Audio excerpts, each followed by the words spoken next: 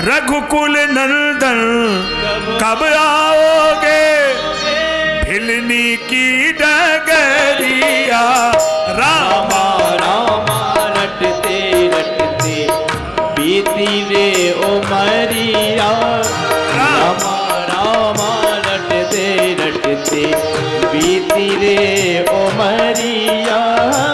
रघुकुल नंदन कब आओगे, रघुकुल नंदन कब आओगे, भिलनी की डगरिया रामा रामा रटते रटते बीती रे उमरिया, रामा रामा रटते रटते।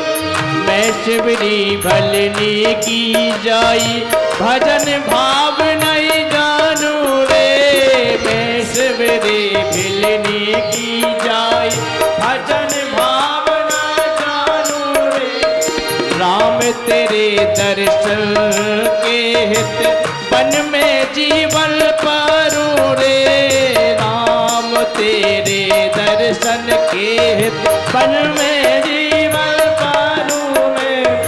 शरण कमल से निर्मल कर दो, शरण कमल से निर्मल कर, ओ चरण कमल से निर्मल कर दो, दासी की झोपड़िया रामा रामा रटते रटते बीती रे उमरिया, रामा रामा रटते रटते बीती रे उमरिया, रामा रामा रटते रटते। एक आदमी कह रहा था अगर आज का जमाना होता तो शिवरी इंतजार थोड़ी करती। तो हमने कहा फिर क्या करती? बोले इंटरनेट पे देख लेती, लोकेशन डाल देती। तो उस जमाने में साधन ही नहीं था कि कैसे पता लगता कि कौन आ रहा है। उस जमाने में इंटरनेट से भी ज्यादा एक इंटरनेट था, वो सूचना रोज देता था। हम लोगों को याद है, हम लोग गांव में छोटे थे ना, तो शाम को पता लग जाता था कि आज मेहमान आएगा। कौन बताता था? बोलो बोलो कागा मेरे राम कब आएंगे, दुखिया की झोपड़ी के भाग खुले जाएंगे। बोलो बोलो काका मेरे राम कब आएंगे, दुखिया की झोपड़ी के भाग खुले जाएंगे।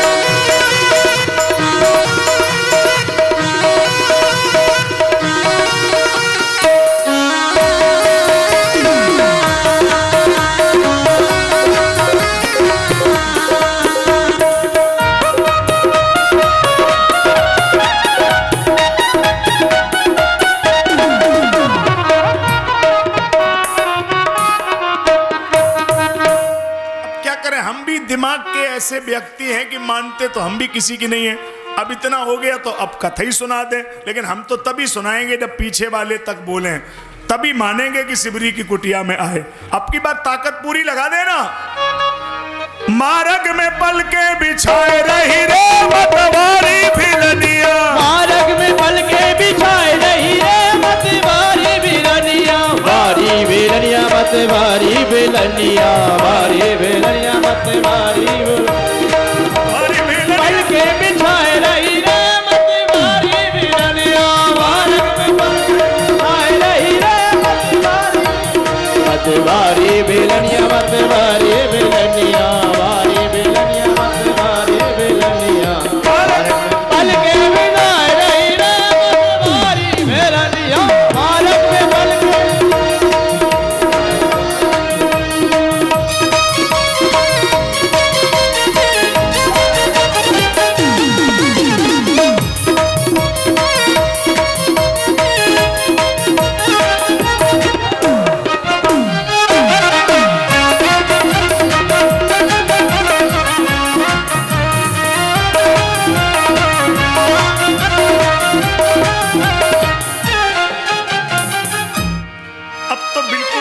लग रहा है कि हम लोग शिवरी के आश्रम में आ गए हैं। एक बार जय घोष भी बड़े जोर से, जय जय श्री राम।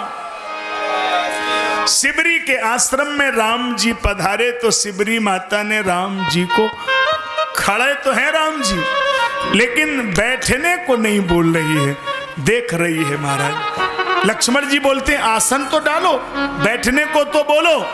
शिबरी माता बोली कि नहीं, पहले देख लेने दो ना, थोड़ी देर बिठाओ तो। जरा देर ठहरो राम,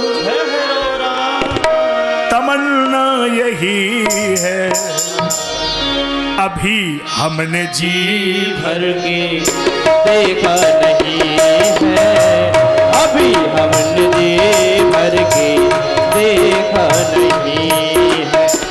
जरा देर ठहरो राम हो, जरा देर ठहरो राम, तमन्ना यही है, अभी हमने जी भर के देखा नहीं है, अभी हमने जी भर के देखा नहीं है। तो शिबरी माता राम जी को बेर खिला रही है। अब कोई कहने लगे कि वो कंदमूल फल का वर्णन है, वो हम इस झगड़े में नहीं पड़ना चाहते। हमारा मतलब तो भाव है, बेर हो या और कुछ रहा हो, लेकिन भाव तो उसका उज्जवल है ना। कैसे खिलाती है?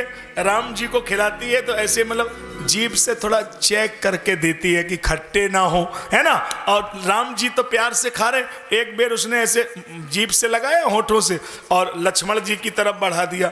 लक्ष्मण जी ने सोचा कि 6 महीना से तो हनाओ नहीं होया कि कारी सी तो मतलब है, मतलब कलर वैसे ही था ना। बोले भैया पता नहीं कहाँ उलझ जाते हैं, अरे हमें बताते रास्ते ही में तोड़ देते, कहाँ चक्कर में पड़े हैं। तो धीरे से लक्ष्मण जी ने बेर पीछे फेंक दिया। शिबरी माता तो देख ना पाई, राम जी ने देख लिया। राम जी ने कहा देखो लक्ष्मण, और सब जगह समझौता है, यहां नहीं। जो अपमान भगत कर करई, राम रोस पावक सुई। लोकहु वेद विदित इतिहास, यह महिमा जानहि दुर्वा। भगत के अपमान को हम नहीं सह सकते। अब देखो हमारे जैसे लोगों के लिए कथा हम और 10 दिन कह दें तब भी बात यही है। अब देखो 2 मिनट में भी यही बात कह सकते हैं। अब देखो ध्यान लगा ना कि 2 मिनट में कैसे उलट पलट के कह दिया, देखना। तो वो बेर क्या बन गए? संजीवनी। और लक्ष्मण का क्या हुआ? मन लक्ष्य। लक्ष्य मन, जिसका लक्ष्य, जिसके मन का लक्ष्य केवल भगवत चरणार बिंद की पूजा है और उसका मन लक्ष्य से भटक गया। लक्ष्य से भटका हुआ मन तो मूर्छित कैसे हुआ? विकार के बाण से मूर्छित हो गया। तो दवा कौन सी है? जे जन भय अचेत, पियत विषय विष बावरे, तिनको जीवन देत भगत सुधा संजीवनी। रघुपत भगत संजीवनी मूरी। भगवान की भक्ति ही तो संजीवनी है। तो मिलेगी कहां? पावन पर्वत वेद पुराना। वेद पुराण पर्वत है तो खोजने कौन जाएगा? बोले वैद्य। तो वैद्य कौन? सदगुरु वैद्य बचन विश्वासा। सदगुरु वैद्य है तो सदगुरु कौन? जय जय जय हनुमान गोसाई कृपा करो गुरुदेव की नाई। तो जब मन लक्ष्य से भटक जाता है तो हनुमान जैसा सदगुरु भक्ति की संजीवनी लक्ष्मण जी को ला के देता है। ये है उसका मतलब। तो यही बात है। शिबरी माता से राम जी ने 9 भक्तियां सुनाई। जल्दी से सुन लो, फिर समय की परंपरा है। कल सुंदर कांड पे चर्चा होगी और भगवान के राज्याभिषेक तक ये चर्चा जाएगी। देखो साहब, वैसे तो हमने पहले भी यहां राम कथा की है, कई बार आपने भी सुनी है, लेकिन अब की बार जो राम कथा हो रही है इसका एक अलग महत्व है। अब आप कहेंगे अलग महत्व क्या है? विगत 10,000 वर्षें बीत गई, ये राम कथा भी अद्भुत है 10,000 वर्ष के इतिहास में, क्योंकि 10,000 वर्ष लग गया हमारे भगवान जी त्रिपाल में बैठे रहे। अच्छा नहीं लग रहा था कथा सुनाने में, लेकिन आज बड़े मन से सुना रहा हूं कि भगवान का भव्य मंदिर बनने जा रहा। इसलिए कल हमें लगना चाहिए कि कसेला में दिन में दिवाली मन रही है। दिन में दिवाली मतलब हर माता अपने घर से 5-11 दिया जरूर बना के लाए और कल मंदिर में दिया लगेंगे चारों तरफ, पूरा सब जगह जगमग जगमग दिखेगा, भगवान का अभिषेक होगा। और कल 12 बजे से 3:30 बजे तक ही चर्चा रहेगी। कल कई अतिथियों को आना है और सबसे खुशी की बात है कि कल हम चले जाएंगे, कल के बाद आपको परेशान नहीं करेंगे। तो ये भी ध्यान में रखना कि कल हमें जाना भी है, तो इसलिए थोड़ा जल्दी छुट्टी भी लेंगे आपसे। और आज ये छोटी सी बात और सुन ले, फिर हम लोग सीधा आरती करते हैं। शिबरी माता की बात और सुन ले। नहीं सुना? सुना दे। अश्विनी जो कहें वही करो। कुमार अश्विनी की जो, चलिए सुन, जल्दी से सुन लो। 9 भक्तियां।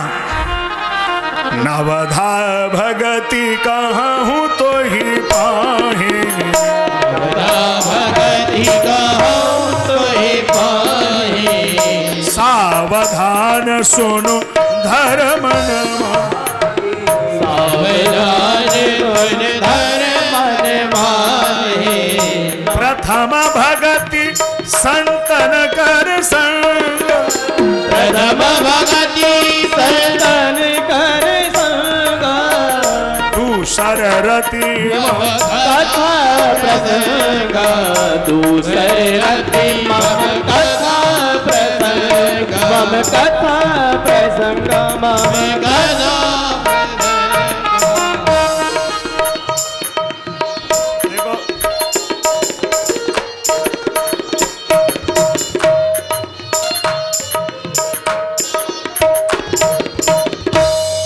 देखो भाई,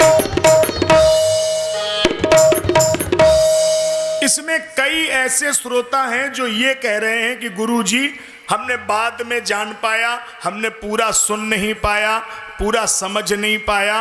तो देखो साहब, आपके लिए एक अच्छी सूचना ये है कि 28 जनवरी को, आज से 8 दिन बाद, आपके क्षेत्र में, हम वैसे अलीगंज के डीएवी फील्ड में आते हैं, लेकिन इस साल वहाँ कार्यक्रम नहीं होगा। इस साल वो कार्यक्रम नगला पहलवान में हो रहा है। अलीगंज से 3-4 किलोमीटर आगे जो भट्ठा है, वो भट्ठा वाले ही ठाकुर साहब करा रहे हैं। तो वहीं पर ये कार्यक्रम रहेगा 28 जनवरी से 4 फरवरी। तो वो आज आए भी हैं, हमें दिख रहे हैं, और हम समझते हैं कि अपनी जगह खड़े तो हो ही जाएं वो कम से कम। और जितने लोग हैं उनको निमंत्रण दे दो हाथ जोड़ के, भाई सब इनकी राम कथा में पधारो। अब ये अपना खुद का कार्यक्रम करा रहे हैं, तो आप पधारेंगे तो अच्छा लगेगा। 28 जनवरी है ना, 28 से 4 फरवरी, तो आप अलीगंज वहाँ सुन सकते हैं। डीएवी फील्ड से आगे 2-3 किलोमीटर आगे, उसी में रोड पे ही कार्यक्रम रहेगा, राम कथा रहेगी। तो चूँकि मेरे पास 2 कार्यक्रम थे, एटा जिले का एक कार्यक्रम ये, और एक ये फरकाबाद के बॉर्डर में था, और एक कार्यक्रम नवंबर में गया है 7 से 13 नवंबर। रुक जाएं भाई, इधर तक नहीं आए।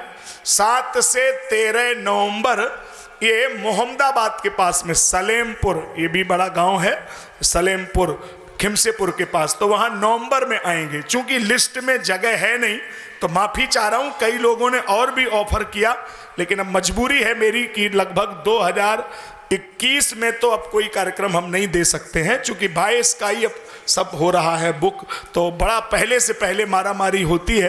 तो इस समय सारे कार्यक्रम जा चुके हैं, कोई एक आध कार्यक्रम भले ही खाली हो, मजबूरी है मेरी। लेकिन यहाँ जो बताया है वहाँ जरूर हम आपसे मिलेंगे। अभी जल्दी से पहली भक्ति सुन लो। प्रथम भगति संतन कर संगा। अब विषय ये खड़ा हुआ, संत कौन? अब देखो, संत में 2 स्थितियां, बाहरी जगत में संसार से मिला हो, अब भीतरी जगत में भगवान से मिला हो। अच्छा, जिसका भीतर से भगवान में ध्यान हो और बाहर से संसार में ध्यान हो। अच्छा, मान लो उसका भीतर भगवान में ध्यान है और बाहर संसार पर ध्यान नहीं है, तो उसकी साधना उसके ही तो काम आई। लेकिन वो दोनों स्थिति में हो, जुड़ा भी हो और जोड़ सकता भी हो, तो ऐसे संतों की जरूरत है। इसलिए ऐसे भी तमाम संत हुए जिन्होंने स्वयं को अपने स्वयं को भगवान के चरणों में लीन कर दिया, लेकिन संसार से न मिले, न कोई मतलब रखा। तो वो संत वंदनीय अवश्य हैं, लेकिन वो संत स्वामी माधवानंद नहीं बन सकते हैं, क्योंकि माधवानंद ने दोनों काम किए, भीतर से भगवान से जुड़े रहे और बाहर से आप लोगों को जोड़ दिया।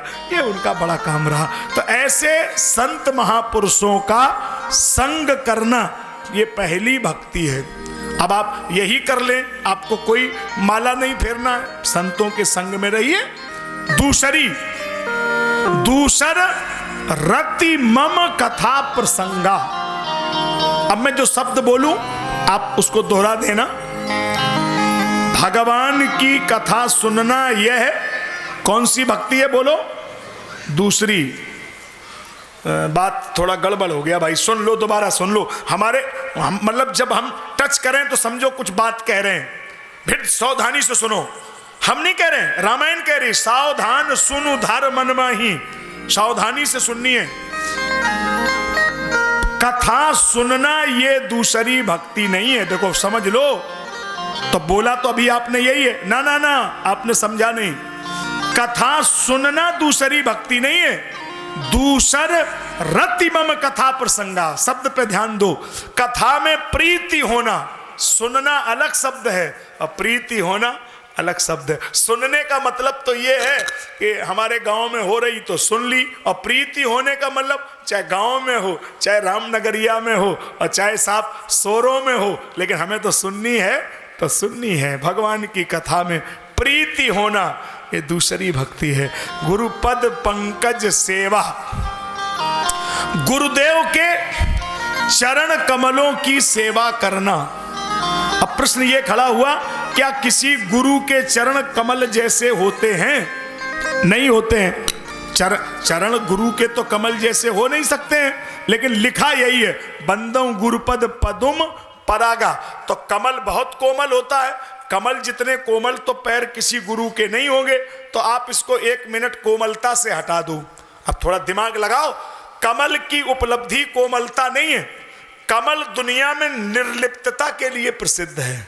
कमल का जन्म कीचड़ में होगा, लेकिन जब वो खिलेगा तो कीचड़ के ऊपर खिलेगा। तो वो गुरुदेव वंदनीय हैं, उनके चरण कमल जैसे हैं कि संसार के कीचड़ में जन्म तो लेते हैं, लेकिन इसमें वो फंसते नहीं हैं। तो दुनिया में जन्म लेना बुरी बात नहीं है, इसमें फंसना बुरी बात है। न जग छोड़ो न हरि छोड़ो, कर्म कर जिंदगानी में, रहो दुनिया में तुम ऐसे, कमल रहता ज्यों पानी में। चरण गुरुपद पंकज सेवा, गुरुदेव के चरण कमलों की सेवा करना। आगे बोलो, ये तीसरी भक्ति है। फिर गलत हो गया, फिर सुधार करो। गुरुदेव के चरण कमलों की सेवा करना, अभिमान ना होना, ये तीसरी भक्ति। केवल सेवा नहीं, अभिमान रहित सेवा। कई लोग सेवा का ही अभिमान है, कई तो भक्त यही कहते हैं। हम तो सुन लेते हैं कभी कभी, अब क्या करें, अब गुरु जी भी हमारे ही महाराज सेम परे हैं, अब गुरु जी की भी हम ही को करनी है। तो कभी ये मान के नहीं करना है, ये मान के करना है कि हमारा ही सौभाग्य है जो उन्होंने हमें सेवा का अवसर दिया है। नहीं वो तो किसी को दे देते। तो सेवा करे, लेकिन सेवा में अहंकार ना हो। और चौथ भगत मम गुण गण करई कपट तज गान, मेरे गुणों का गान करे, कपट ना हो। तो कपट कहाँ हो गया? देखो ये कपट है, बोल दे रहे हैं, अब बुरी तो लगेगी आपको, लेकिन कहेंगे हम जरूर, ये कपट है। मैं मूरख खल कामी, कृपा करो भरता, ओम जय जगदीश। मैं मूरख, मैं मूरख, मैं मूरख, ये हमने आरती में खूब आपके मुंह से सुनी है। अच्छा, बड़ी अच्छी बात है। अच्छा, आप गेट के बाहर आप निकले मंदिर के, और फिर अगर किसी पड़ोसी ने कहा ए मूरख, तो बोलो उसकी क्या हालत बनाओगे? इसका मतलब भगवान के सामने कुछ और, संसार के सामने कुछ और, ये कपट नहीं चलेगा। देखो भाई, दोहरा चरित्र नहीं है। देखो समझ लो, अगर भगवान के सामने अपने को स्वीकार करते हो, फिर संसार में भी कोई कह दे तो उसमें कोई बुराई की बात नहीं है। साहब क्या बात है, कह लो, जब हम भगवान के हो गए तो उन्हीं के हो गए। तो इसलिए कपट नहीं, कपट चौथ भगत मम गुण गण करई कपट तज गान, मंत्र जाप मम दृढ़ विश्वासा। मंत्र का जप करे और दृढ़ विश्वास के साथ में, मंत्र कोई भी हो, किसी गुरु जी ने जो साधना बताई वो करो, लेकिन विश्वास दृढ़ हो। अब एक आदमी को ऐसा मंत्र मिला, नरसिंह भगवान की जय, वो यही कहता था नरसिंह नरसिंह नरसिंह। और गांव का आदमी था, बिना पढ़ा लिखा होगा, तो अब वो मंत्र भूल गया। हमारे ये भगत होगा कोई नगला अभीर का, तो अब वो मंत्र ही भूल गया। अब उसे सिंह तो याद रहा, नर भूल गया। अब गांव का आदमी, साफ किसानी खेती वाला आदमी, तो उसने कहा गुरु जी ने कहा था, तो सिंह तो याद है और आगे का भूल गए। तो चलो जब आगे भूल गए तो उसने अपने मन से ही जोड़ लिया, भैंस के सींग, नरसिंह बंद, भैंस के सींग, भैंस के सींग। दिन भर जपे, घंटे 2 घंटे माला फेरे, कोई फर्क नहीं, भैंस के सींग। अरे एक दिन वो जानवर ले गया चराने और माला जपे, भैंस के सींग, भैंस के सींग। लक्ष्मी नारायण भगवान निकले। लक्ष्मी जी बोली प्रभु, हाँ वेद में ये नाम हमने तुम्हारा कहीं नहीं सुना, भैंस के सींग, ये कौन सा नाम है?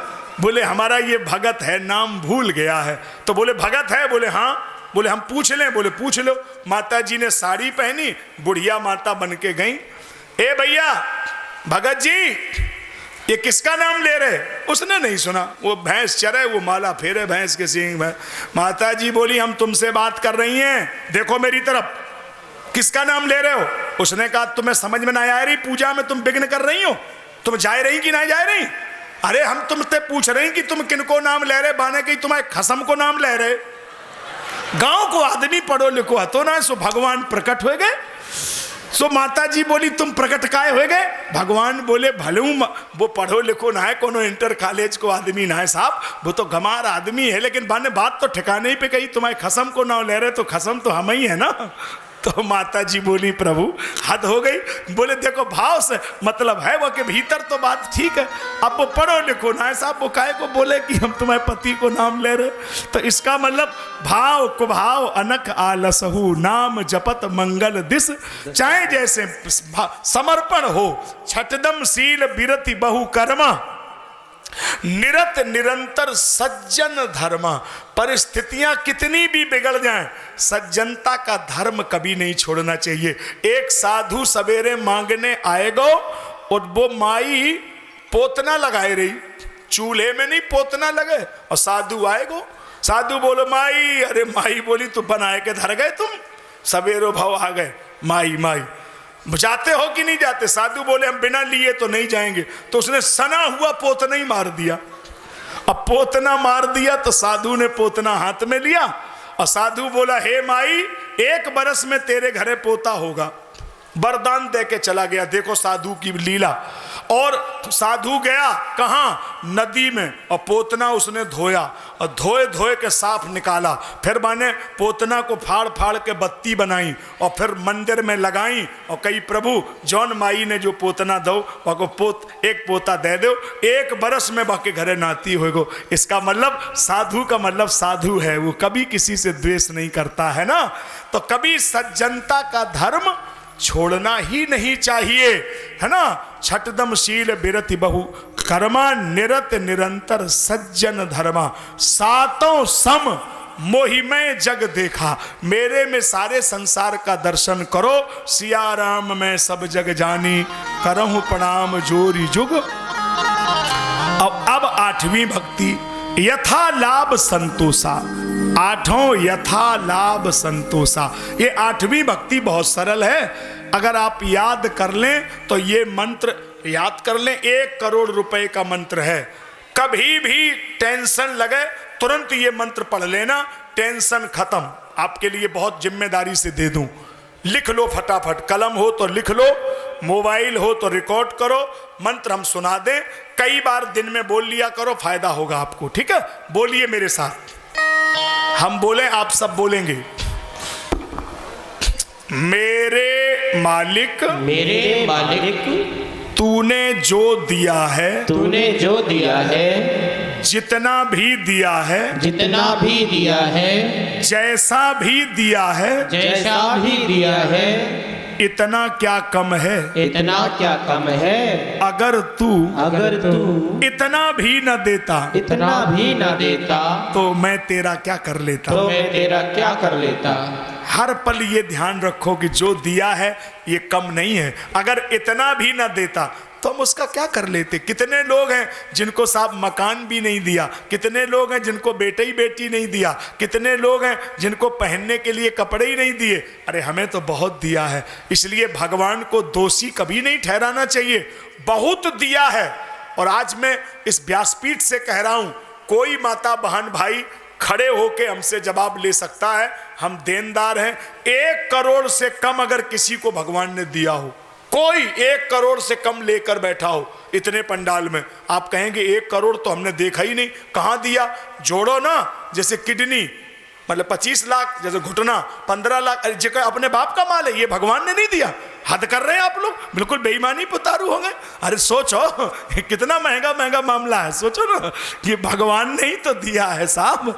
इतने महंगे महंगे आइटम लगाए हैं, अगर एक आइटम कम कर लेता तो सोचो कितना घाटा होता। और तुम कह रहे कुछ नहीं दिया, फ्री में हवा दी, फ्री में पानी दिया, इसलिए उसका धन्यवाद करो साहब। कभी ये न सोचो उसने कम दिया है ना। 8 यथा लाभ संतोषा, जो मिले संतोषी रखो, संतोषात अपरम सुखम नास्ति। और एक और बात, क्या? 8 यथा लाभ संतोषा, सपने हूं नहीं देखे पर दोषा। अब ये चीज देखो तब ही समझ में आए, ये भी भक्ति है, यही कर लो। या तो बहुत सरल बता रहे, अब देख नहीं रहे तो हम ऐसे थोड़ी बताएंगे, हमारी तरफ देखो, देखे रहना, नजर मत हिलाना। दिन भर में आपने कितने बार ऐसे किया, अब नहीं करना, देखो मेरी तरफ। वो ऐसे, उनकी दुल्हन ऐसी, उनकी माई ऐसी, उनकी बिटिया ऐसी, उनकी दामाद ऐसे, वे ऐसे, वे ऐसे। अच्छा गौर से देखो, 1 उंगली उसकी तरफ जा रही और 3 कहां जा रही, ये तो तुमने देखी ना, देख ले। 3 कहां जा रही, 3 हियां जा रही, इशारा करने की हुआ ना, हियां देखो तुम कितने नी के, खाली दूसरे उंगली उठाते रहते हो, क्योंकि पागल हो गए हो क्या। काहे